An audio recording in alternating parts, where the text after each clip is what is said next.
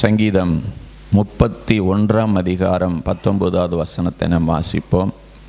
சங்கீதம் 31:19. கடந்த வாரத்துக்கு முதல் வாரமே இந்த சங்கீதத்தை நம்ம தியானித்திருக்கிறோம்.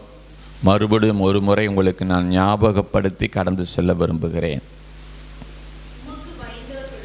உமக்கு பயந்தவர்களுக்கும் மனுபுத்திரருக்கு முன்பாக உம்மை நம்புகிறவர்களுக்கும் நீர் உண்டு பண்ணி வைத்திருக்கிற உம்முடைய நன்மை எவ்வளவு பெரிதாயிருக்கிறது. எனக்கு பிரியமானவர்களே, தேவன் உங்களுக்கு உண்டு பண்ணி வைத்திருக்கிற நன்மை மகா பெரியது.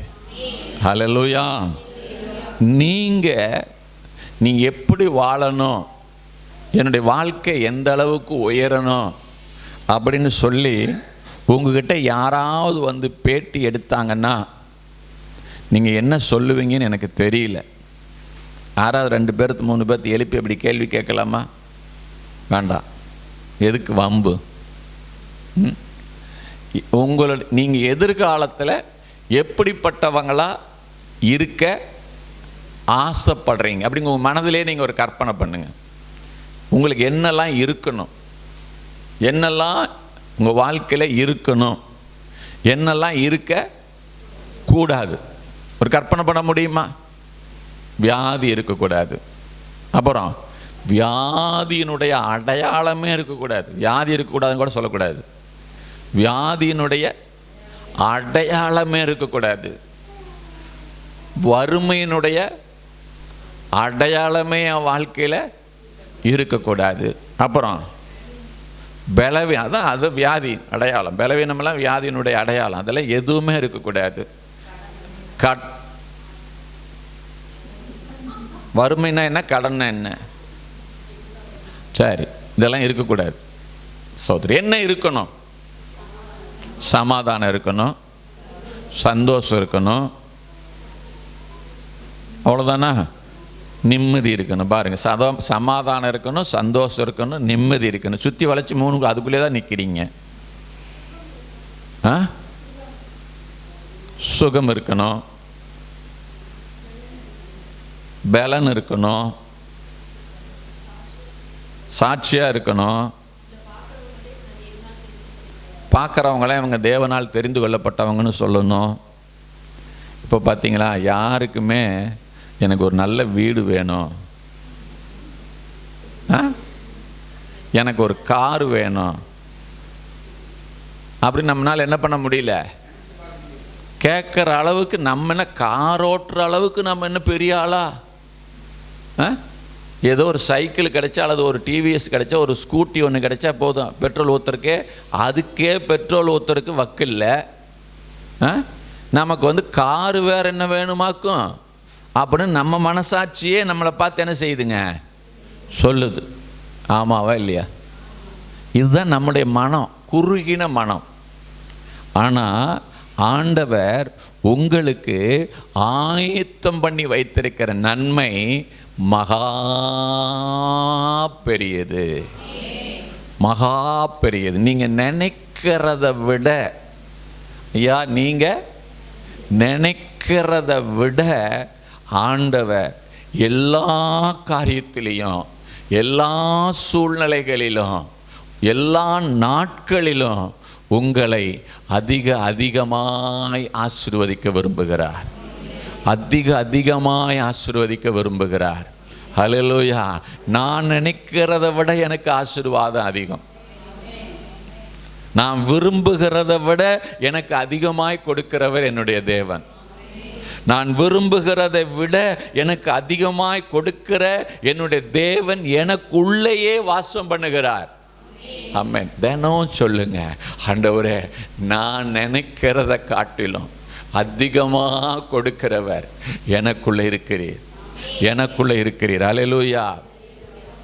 தயவு செஞ்சு நான் ஒரு காரியத்தை சொல்கிறேன், புரிஞ்சுக்கணும் நீங்கள். இப்போது நம்முடைய சரீரத்தில் ஒரு வியாதி வந்துருச்சுன்னு வச்சுக்கோங்களேன். நம்ம டாக்டர்கிட்ட போகிறோம். டாக்டர் மெடிசன் கொடுப்பார். அந்த மெடிசனில் 2 வகை இருக்கும். ஒன்று மேல் பூச்சா, பூசுகிற மருந்து, இன்னொன்று உள்ள இன்டேக், உள்ளே எடுக்கிற மருந்தாக இருக்கும். சரி, இப்போ உள்ளே எடுக்கிற மருந்து வச்சுக்கோங்களேன், நம்ம எடுத்து வச்சுக்கோமே, அதை எடுத்து மேலே பூசுனா அந்த வியாதி சரியாகுமா? மேலே பூசுகிற மருந்தை எடுத்து உள்ளே கொஞ்சம் கரைச்சி தண்ணியில் குடிக்கலான்னு குடிச்சிங்கன்னா சரியாகுமா? மேலே பூசினாவே நல்லாவுதே, இது ரத்தத்துக்குள்ளே போய் கலந்து உள்ளே குடித்தா இன்னும் கொஞ்சம் நல்லா ஆகுமேன்னு குடிச்சிங்கன்னா என்ன ஆகும்? போயிடுவீங்க. அப்புறம் பாஸ்டர் அடக்கம் பண்ணுறதுக்கு வரணும். ஸ்தோத்திரம், அல்லேலூயா. அப்போ அந்த மருந்தை எப்படி பயன்படுத்தணுங்கிற ஒரு விதம் இருக்குது. சரி, ரைட். இன்னொன்று, சரி, இப்போது உள்ளே எடுக்கிற மருந்தாவே நம்ம எடுத்துக்குவோமே, அந்த மருந்தை உள்ளே எடுக்கிறதுக்குன்னு சில விதங்கள் கொடுத்துருப்பாங்களா? சாப்பிட்றதுக்கு முன்னால், சாப்பிட்றதுக்கு பின்னால். சரி, அப்புறம் காலையிலையா, மதியமா, 3 வேளையா, 2 வேளையா, 1 வேளையா, இதெல்லாம் இருக்கா? சரி, இப்போது இந்த மருந்து நீங்கள் ஒரு நாள் போட்ட உடனே உங்கள் பிரச்சனை கம்ப்ளீட்டாக தீர்ந்து போயிடுச்சு அந்த வியாதி? இல்லை. அப்போ என்ன பண்ணுறோம் நம்ம? ஆனால் உங்களுக்கு ஒரு நம்பிக்கை இருக்கா? டாக்டர்கிட்ட போயிருக்கிறோம், 200, 300, 400 ரூபாய் என்ன பண்ணியிருக்கிறோம்? செலவு பண்ணியிருக்கிறோம். இப்போ நம்ம உடம்புல என்ன இருக்குது? பலவீனம் இருக்குது. இப்போ இந்த மாத்திரையை நான் போடுறதுனால எனக்கு என்ன கிடைக்கும்? சரீரத்தில் ஒரு சுகம் கிடைக்கும். அந்த மருந்தை பற்றி உங்களுக்கு ஏதாவது தெரியுமா? தெரியாது. ஆனால் யார் கொடுத்தா? டாக்டர் கொடுத்தார். அவரை நம்பி நீங்கள் என்ன செய்கிறீங்க? சாப்பிட்றீங்க, நம்புறீங்க, சுகமாகுங்கிற நம்பிக்கை உங்களுக்கு இருக்குது. அதை எடுக்கிறீங்க. எடுத்த உடனே என்ன செய்யறதில்ல? சரியாகிறதில்ல.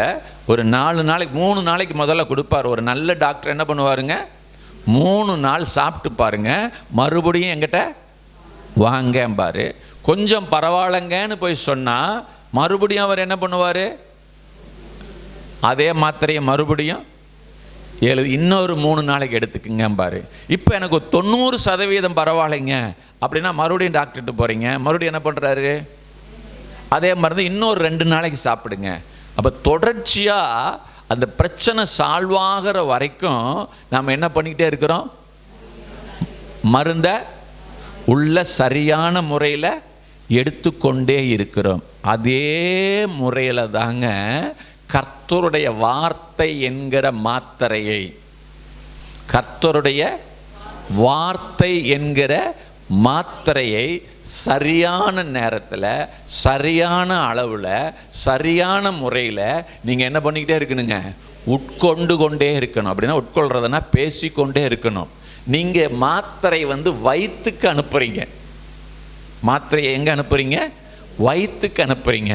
ஆனால் வேத வசனத்தை உங்கள் ஆவிக்கு அனுப்புகிறீங்க. அல்லேலூயா. சில நேரங்களில் நம்ம என்ன பண்ணிடுறோம்னா, இந்த வேத வசனத்தை நம்ம மூளைக்கு அனுப்பிச்சிடுறோம், மூளையில் பதிய வச்சிடுறோம். அதனால் வேலை செய்ய மறுக்குது. எப்படி உள்ளே போடுற மாத்திரையை வெளியே பூசுறது, வெளியே பூசுகிற மாத்திரையை உள்ளே போடுறதுங்கிற மாதிரி தப்பு பண்ணுற மாதிரி இப்போ என்ன பண்ணிடுறோம்? நம்ம மனப்பாடம் பண்ணி மண்டை மூளைக்குள்ளே வச்சுக்கிறோம். இல்லை, அது எங்கே போகணும்? என்னுடைய உள்ளான மனுஷனுக்குள்ள போகிற வரைக்கும் அந்த வார்த்தையை நான் என்ன பண்ணிக்கிட்டே இருக்கணும்? பேசிக்கிட்டே இருக்கணும். அந்த வார்த்தையை பேசிக்கிட்டே இருக்கணும். ஹல்லேலூயா. நீங்கள் நம்புறீங்களோ நம்பலையோ, திரும்ப திரும்ப திரும்ப திரும்ப திரும்ப கர்த்தரோட என்ன சொல்லி இருக்கிறாரோ அந்த வார்த்தையை நீங்கள் என்ன பண்ணணும்? சொல்லுங்கள், பேசிக்கிட்டே இருக்கணும். ஹல்லேலூயா. நான் திரும்ப ஒரு காரியத்தை உங்களுக்கு புரிகிற மாதிரி சொல்கிறேன். இப்போ எனக்கு காய்ச்சல் வந்துடுச்சு, நான் ஹாஸ்பிட்டலுக்கு போகிறேன், எனக்கு டாக்டர் மருந்து கொடுக்குறாரு, அந்த மாத்திரையை நான் சாப்பிட்றேன். எனக்கு யாராவது இந்த நோய் நல்லாகக்கூடாதுன்னு சொல்லி இந்த மாத்திரைக்கு விரோதமாக எதையாவது செய்கிறவங்க எனக்கு இருக்காங்களா? புரியலையா உங்களுக்கு நான் சொல்கிறது? உங்களுக்கு உடம்பு சரியில்லை, நீங்கள் இப்போ உங்களை சொல்கிறேன், நான் உங்களுக்கு உடம்பு சரியில்லை. இதுக்கு மேலே எப்படி புரிய வைக்கிறதுன்னு எனக்கும் தெரியல. உடம்பு சரியில்லை,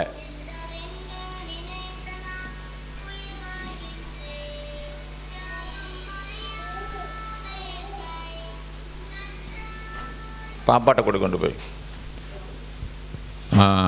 நல்லா கவனிங்க. உங்களுக்கு உடம்பு சரியில்லை, டாக்டர்கிட்ட போகிறீங்க, ஏதோ ஒரு வியாதி, டாக்டர்கிட்ட போகிறீங்க. டாக்டர் என்ன செய்கிறார்? நீங்கள் நல்லாகணுங்கிறதுக்கு பணம் மெடிசன் தராரு, மெடிசன் சாப்பிட்றீங்க. இப்போ மெடிசன் சாப்பிடும்போது உங்களுக்கு இந்த நோய் நல்லாகக்கூடாதுன்னு யாராவது ஒருத்தர் அந்த நோய்க்கு மாற்று மருந்து யாராவது உங்களுக்கு கொடுத்து சாப்பிட வைக்கிறாங்களா? இல்லை தானே? அந்த நோய்க்கு உங்களுக்கு எதிரி யாருமே இல்லை. வெளியில் வேணா பேசிக்கலாம், வந்துச்சு அவனுக்கு நோக்காடு கடக்கட்டும் அப்படின்னு பேசிக்கலாம். ஆனால் டாக்டர் கொடுத்த மாத்திரை வேலை செய்யக்கூடாதபடிக்கு எதிராய் செயல்படுகிற மனிதர்கள் யாரும் உங்கள் வீட்டிலையோ உங்களை சுற்றியோ உங்ககிட்ட யாருமே இல்லை. அதனால் அந்த மாத்திரை என்ன செய்யுது? வேகமாக வேலை செய்யுது. அதனால் ஒரு குறிப்பிட்ட நாள் வரைக்கும் நீங்கள் சாப்பிட்டீங்கன்னா போதும். ஆனால் நல்லா ஒன்று புரிஞ்சுக்குங்க, நீங்கள் கர்த்தருடைய வார்த்தை என்கிற மாத்திரையை சாப்பிடும்போது உங்கள் வாழ்க்கை எங்கேயோ போகும் அப்படிங்கிறது யாருக்கு தெரியும்? பிசாசுக்கு தெரியுமா? பிசாசு யாரு? நீங்கள் நல்லா இருக்கட்டும், நல்லா உயர்ந்து வரட்டும், நல்லா மேன்மை அடையட்டும் அப்படின்னு ஆசைப்படுற ஒரு ஆளா இல்லை. அப்போ அவன் என்ன பண்ணுவான்? அதை எந்த விதத்திலேயாவது தடை பண்ணுறதுக்கு அவன் முயற்சி செய்து கொண்டே இருப்பான். அப்போ நமக்கு ஒரு எதிரி, ஆவிக்குரிய சுகத்தை பெற்றுக்கொள்வதற்கு, தெய்வீக சுகத்தை பெற்றுக்கொள்வதற்கு நமக்கு யார் இருக்கிறா? எதிரி இருக்கிறா.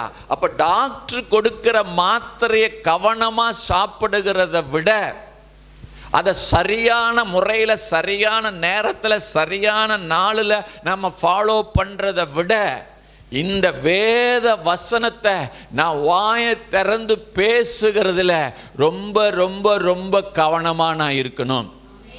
அல்லேலூயா. இடைவிடாமல் ஜெபம் பண்ணுங்கள்னு அதனால தான் வேதம் சொல்லுது. அல்லேலூயா. ஜெபம் பண்றதுன்னா என்ன? கேட்கறது இல்லை. தயவு செஞ்சு நல்லா புரிஞ்சுக்குங்க. கேட்கறதுக்கு பேர் விண்ணப்பம். எனக்கு இதை தாங்க, எனக்கு சுகத்தை தாங்க, எனக்கு அற்புதம் செய்யுங்க அப்படின்னு கேட்டீங்கன்னா அதுக்கு பேர் என்ன? விண்ணப்பம். இடைவிடாமல் ஜெபம் பண்ணுங்கள்னு வேதம் சொல்லுது. ஜெபம்னா என்ன? தேவனோடு பேசுதல், தேவனுடைய வார்த்தையை தேவனிடத்திலேயே பேசுவது. டாடி நீங்க இப்படி சொல்லியிருக்கீங்க டாடி அப்படின்னு பிள்ளைங்க என்ன பண்றாங்க? வந்து அப்பா கிட்ட அப்பா சொன்னதை ஞாபகப்படுத்தி அந்த உறவை பலப்படுத்துகிறார்கள். டூர் போலான்னு சொன்னீங்கல்ல மே மாச லீவ்ல, எங்க போலாம்ப்பா அப்படின்னு பிள்ளைங்க என்ன பண்ணுங்க? பேசுறாங்க. இதுதான் ஜெபம்.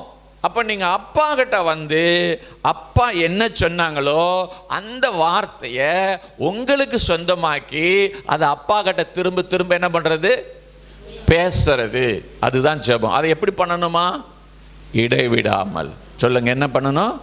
அப்ப வேதம் நமக்கு சொல்லுது என்னவா? மனுபுத்திரர்களுக்கு முன்பதாக உம்மை நம்புகிறவர்களுக்கு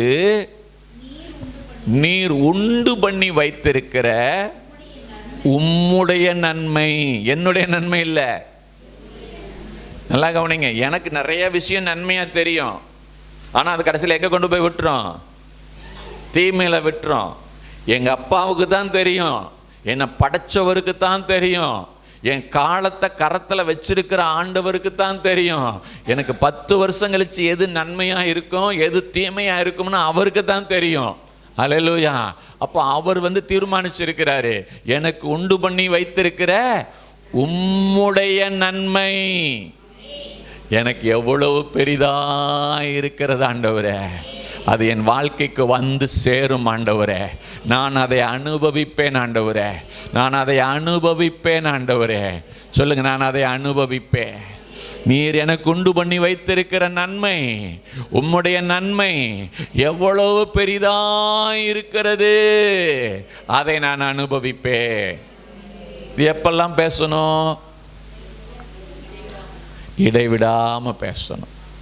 தீமை நம்ம வாழ்க்கையில் நிறைஞ்சிருக்கும் போது அந்த தீமையை போட்டு மிதிக்கிறதுக்கு ஒரே ஒரு அடையாளம் என்ன தெரியுமா? தேவனை பார்த்து பேசணும். ச்சே, இதெல்லாம் ஒன்றும் இல்லை ஆண்டவரே, இந்த வியாதி ஒன்றும் இல்லை ஆண்டவரே, இந்த தீமை ஒன்றும் இல்லை ஆண்டவரே, எனக்கு நீர் ஆயத்தப்படுத்தி வைத்திருக்கிற நன்மை, என்னுடைய நன்மை, உம்முடைய நன்மை, அது எவ்வளவு மேன்மையானது, எவ்வளவு பெரியது ஆண்டவரே. நான் நினைப்பதற்கும் நான் வேண்டிக் கொள்வதற்கும் மிகவும் அதிகமாக எனக்கு செய்கிற தேவன் என்னுடைய தேவன். அல்லேலூயா. நான் நினைக்கிறத காட்டிலும், சொல்லுங்கண்ணா, இப்போ நமக்கு காரு வேணும்னு நம்மளால் என்ன பண்ண முடியல, நினைக்க முடியல. ஒரு பெரிய வீடு வேணும், 2 பெட்ரூம் போட்டு ஒரு வீடு கட்டணும் அப்படின்னு நம்மளால் என்ன பண்ண முடியல, நினைக்க முடியல. ஏன்னா நம்ம சம்பாத்தியம் அப்படி இருக்குது. ஆனால் இதெல்லாம் ஒரு பொருட்டாக நினைக்கவே தயவு செஞ்சு நினைக்காதீங்க. தேவன் சகலத்தையும் மாற்ற வல்லமையுள்ளவராக இருக்கிறார். எல்லாத்தையும் புதிதாக்க வல்லமையுள்ளவராக இருக்கிறார். அவருடைய வழிகள் ஆராய்ந்து பார்க்க முடியாத வழி. அவருடைய வழி ஆச்சரியமான வழி.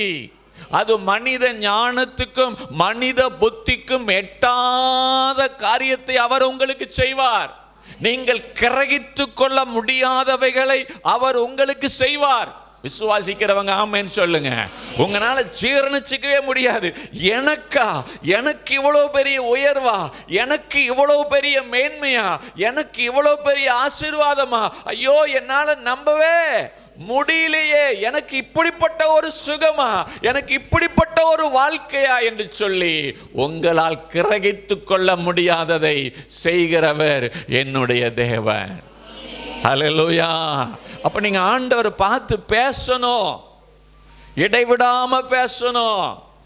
சோத்திரம். நாம் என்ன பேசுறோம்? எனக்கு அந்த வியாதி இருக்குது, இந்த வியாதி இருக்குது, எனக்கு இவ்வளோ கஷ்டம் இருக்குது, எனக்கு அவ்வளோ கஷ்டம் இருக்குதுன்னு நம்ம எப்போ பார்த்தாலும் எதை பேசிக்கிட்டு இருக்கிறோம்? சொல்லுங்க. நம்ம கஷ்டப்படுறதையே பேசிக்கிட்டு இருக்கிறோம். அதனால அது நம்மளை விட்டு என்ன பண்ண மாட்டேங்குதுங்க, போக மாட்டேங்குது. இல்லைங்க, அது நிரந்தரம் இல்லை. நிரந்தரம் இல்லாததை தயவு செஞ்சு உங்க வாயால பேசாதீங்க. நிரந்தரம் இல்லாததுனால நீங்க பாதிக்கப்படாதீங்க. நிரந்தரமானது கர்த்தருடைய வார்த்தை. எனக்கு அவர் உண்டு பண்ணி வைத்திருக்கிற நன்மை மகா பெரியது, மகா பெரிய நன்மை, அளவிடப்பட முடியாத நன்மை. அது என் கண்களுக்கு ஆச்சரியமா இருக்கும். அது என் அறிவுக்கு எட்டாதது. என்னை திகைக்க பண்ணும், என்னை ஆச்சரியமூட்டுகிற வகையில கர்த்தர் என்னை நடத்துகிறவர். ஆமென். ஹல்லேலூயா, ஹல்லேலூயா, ஹல்லேலூயா. கர்த்தருக்கு நன்றி சொல்லுவோமா? நன்றி ஆண்டவரே, என்னை உயர்த்துகிறவர், என்னை மேன்மைப்படுத்துகிறவர், என்னை கனப்படுத்துகிறவர். ஹல்லேலூயா.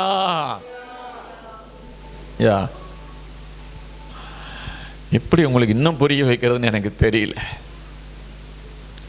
நாம யாருமே நல்லவங்களா இல்லை. அதை ஒத்துக்கிறீங்களா? யாராவது நல்லவங்க இருந்து சத்தமா ஒரு அல்லேலூயா சொல்லுங்க. நல்லவங்க யாருமே இல்லையா? இந்த சபையில் ஒரு நல்லவங்களும் இல்லையா? அப்ப நமக்கே தெரியும் நாம எல்லாம் யாரும். சரி, இப்ப ரட்சிக்கப்பட்டே நம்ம நல்லவங்க இல்லை. அப்ப ரட்சிக்கப்படாததுக்கு முன்னால ரொம்ப நல்லவங்களோ இல்லை, பாவிகள். தேவனுக்கு விரோதமான காரியங்களை செய்து கொண்டிருந்தோம். கல்லை பார்த்து தெய்வம்னோம், மண்ணை பார்த்து மரத்தை பார்த்து தெய்வம்னோம், பொம்மையை பார்த்து தெய்வம்னு சொன்னோம். அல்லேலூயா. யாராவது நீங்க குத்துக்கல்லாட்டம் நின்றுகிட்டு இருக்கும்போது உங்க பிள்ளை ஒரு பொம்மையை பார்த்து அப்பா அப்படின்னு கூப்பிட்டுச்சுன்னு வச்சுக்குங்க, அம்மா அப்படின்னு போய் அதை போய் அம்மான்னு கூப்பிடுது ஒரு பொம்மையை பார்த்து, என்ன பண்ணுவீங்க? செவுட்டில் ஒன்று விட்டு பெத்தவ குத்துக்கல்லாட்டம் இங்கே நின்றுக்கிட்டு இருக்கிறேன், இந்த பொம்மையை பார்த்து என்ன சொல்ற நீ அம்மான்னு சொல்றியா? அறிவு கிடையாது உனக்கு கொஞ்சம் கூட அப்படின்னு நம்ம திட்டுறோம்ல. ஆனால் நாம் ஒரு காலத்தில் என்ன பண்ணணும்? அறிவில்லாம, கடவுள் யாருன்னு தெரியாம பார்த்ததெல்லாம் தெய்வம். வேப்ப மரத்துல பால் வந்தா அது தெய்வம். அல்லேலூயா. ஆமா. அப்படி இருந்த நம்ம ரட்சிப்பதற்காக, நேசிப்பதற்காக, நம்மளை உயர்த்துவதற்காக தன்னுடைய ஒரே பேரான குமாரனை அனுப்பினது மாத்திரமல்ல, அவரை பாவமாக்கி சிலுவையில் தொங்க விட்டார். ஹல்லேலூயா. இந்த நாட்டில் அதை நினைச்சுக்கிட்டு இருக்கிறாங்க இன்னைக்கு நிறைய சபைகள்ல. ஹல்லேலூயா. பாவமாக்கி சிலுவையில் தொங்க விட்டு மரண பரியந்தம் அவரை சித்திரவதைப்படுத்தினாரு, சித்திரவதைக்கு உட்படுத்தினாரு. ஹல்லேலூயா. எதற்காக? தன்னுடைய ஒரே பேரான குமாரனை அப்படியே அவர் வேதனைப்படுத்தணும், அப்படியே சிலுவையில் அடிக்க வைக்கணும், அப்படியே அவர் வாரடிப்படணும், அப்படியே அவர் முள்முடி சூட்டப்படணும், அப்படியே அவர் காயப்படணும். உன்னுடைய காயங்கள் ஆற்றப்படுவதற்காக, உன்னை ஆரோக்கியமாக்குவதற்காக, உன்னை உடுத்தி அலங்கரித்து உன்னை உயர்த்தி வைப்பதற்காக அவர் சிலுவையிலே நிர்வாணமாய் தொங்கினார். ஹல்லேலூயா. இவ்வளவு பாடுபட்டு உன்னை மீட்டெடுத்திருக்கிற தெய்வம் உன்னை உயர்த்தாம விட்டுருவாரா? உன்னை உயர்த்தாம விட்டுருவாரா? சோத்திரம் சொல்லுங்க. அம்மா உயர்த்துவார், என்னை உயர்த்துவார்.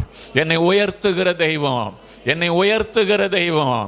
எனக்கு வச்சிருக்கிற நன்மை மகா பெரிய நன்மை, எனக்கு வைத்திருக்கிற நன்மை மகா பெரிய நன்மை. ஆனா நமக்கு என்ன பிரச்சனைனா, உடனே கிடைக்க மாட்டேங்குது. என்ன கௌசி? உடனே கிடைச்சா பரவாயில்ல, லாட்டரி சீட்டு மாதிரி ரிசல்ட் வந்த உடனே பணம் கைக்கு என்ன செஞ்சிடணும்? இல்லை இல்லை இல்லைங்க, அப்படியெல்லாம் நினைக்காதீங்க. ஆனால் தாமதித்தாலும், நான் திரும்ப சொல்கிறேன், தாமதித்தாலும் ஆண்டவர் தரமாய் உங்களுக்கு கொடுப்பார், தரமாய் கொடுப்பார். ஹல்லேலூயா.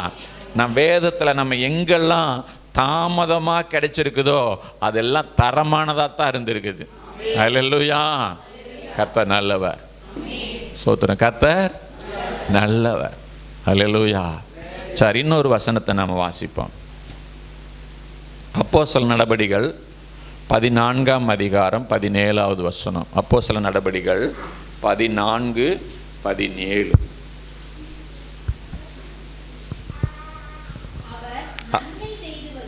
அவர் நன்மை செய்து வந்து வானத்திலிருந்து மலைகளையும் செழிப்புள்ள காலங்களையும் நமக்கு தந்து ஆகாரத்தினாலும் சந்தோஷத்தினாலும்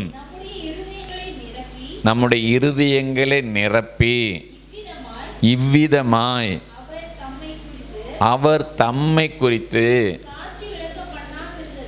சாட்சி விளங்க பண்ணாது இருந்தது இல்லை என்றார்கள். அல்லேலூயா. இந்த தேவனை குறித்து இந்த இக்கோதோனியா பட்டணத்தில் பவுலும் பர்னபாவும் தேவனை அறிமுகப்படுத்தும் போது அவங்க சொல்லுகிற ஒரு வார்த்தை, எப்படி தேவனை அறிமுகப்படுத்துகிறாங்க, இந்த சர்வ வல்லமையுள்ள தேவனை எப்படி அறிமுகப்படுத்துகிறாங்கங்கிறது நல்லா கவனமாக கவனிக்கணும். நாமளும் மற்றவங்களுக்கு சுவிசேஷத்தை சொல்லும்போது இந்த விதத்தில் தான் நம்ம என்ன பண்ணணும்? சுவிசேஷத்தை சொல்லணும். எப்படி சொல்கிறாரு? அவர் இது நாள் வரைக்கும் நன்மைன்னு உங்கள் வாழ்க்கையில் ஒன்று நடந்திருந்தா அது யார் செஞ்சது? தேவன் செய்து. நன்மை செய்து வந்து வானத்திலிருந்து மழையை கொடுக்கிறது யாரு? தேவன். என்ன காலம்? சத்தமா சொல்லுங்க. செழிப்புள்ள, சொல்லுங்க, செழிப்புள்ள மழையை கொடுத்து செழிப்புள்ள காலத்தை நமக்கு தந்து ஆகாரத்தினாலும் சந்தோஷத்தினாலும் நம்முடைய இருதயத்தை நிரப்பி, நான் தான் இதை செய்கிறேன், இதெல்லாம் கொடுக்கிறது நான் தான் அப்படிங்கிற சாட்சியை அவர் விளங்க பண்ணினாராம். அப்ப அவரை குறிச்ச சாட்சி ஒண்ணுனா என்னன்னா, அவர் நன்மை செய்கிறவர், மழையை தருகிறவர், ஆமென், சம்பூர்ணத்தை தருகிறவர், அல்லேலூயா. சந்தோஷத்தை தருகிறவர், ஆகாரத்தை தருகிறவர், சந்தோஷத்தினால் இருதயத்தை நிரப்புகிறவர். அவரை பற்றி சொல்லி சாட்சி இது. அவரே சாட்சி விளங்க பண்ணுறாராம். நான்லாம் இதை உங்களுக்கு செய்கிறேன் அப்படின்னு.